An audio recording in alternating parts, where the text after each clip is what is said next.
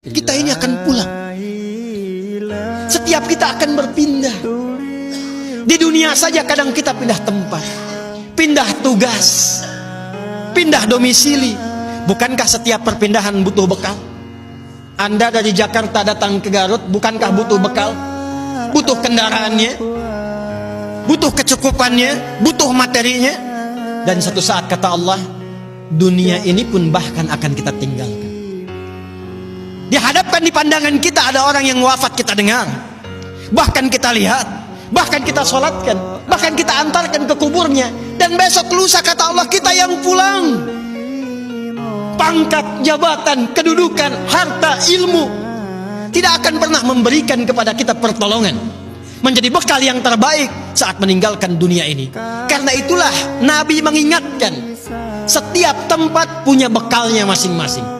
Anda dari Indonesia ke Malaysia, apa dipikir semua yang di Indonesia bisa berlaku di Malaysia? Tidak. Anda dari Indonesia ke Amerika, apakah uang yang berlaku di Indonesia laku di Amerika? Tidak. Belum tentu bisa digunakan.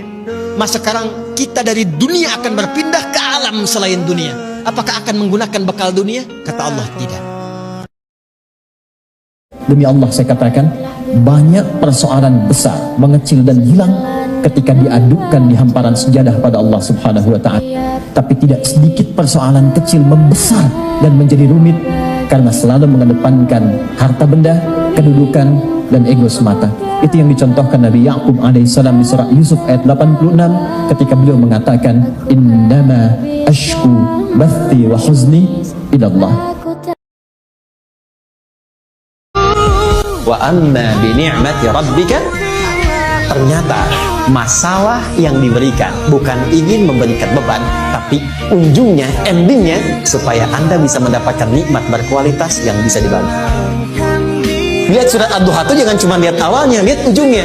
Ternyata ketika seseorang mendapat masalah seberat apapun, itu bukan ingin membebani, tapi ingin meningkatkan kualitas hidupnya supaya mendapatkan nikmat yang lebih besar dan merasakan nikmatnya itu dengan berbagi. Jadi melihat masalah itu bukan sebagai beban, pada akhirnya melihatnya sebagai tangga untuk mencapai kebahagiaan. Orang-orang yang disiapkan oleh Allah tempat kembali di surga yang sangat luas, indah dan lapang. Dan ternyata amalan pertamanya bukan rajin sholat, bukan rajin puasa, bukan rajin zakat. Ternyata karena kelapangan hatinya yang mampu memaafkan dan menahan segala yang ia terima dengan cara yang tidak baik, tapi ia mampu merespon dengan cara yang baik.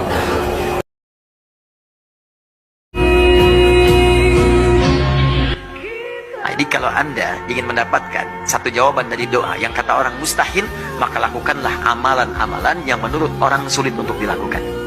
Itu rumus Quran di ayat ini. Jadi kalau sedang punya keinginan, kata orang nggak mungkin nih, kata orang nggak bisa, maka kerjakan amalan-amalan yang tidak banyak orang melakukannya. Orang malam tidur, Anda bangun. Orang siang makan, Anda puasa. Ya, orang sedekah kaya ada, wajar. Anda kumpul-kumpul dapat 1.000 rupiah, sisihkan 200, dapat 10.000, sisihkan 2.000, Anda sedekahkan dan niatkan untuk mencapai apa yang Anda inginkan. Jika benar itu dibutuhkan, Allah akan anugerahkan. Itu rumusnya. Kata Allah, hei para beriman, dalam keadaan suka ataupun duka, aku pasti akan perhatikan.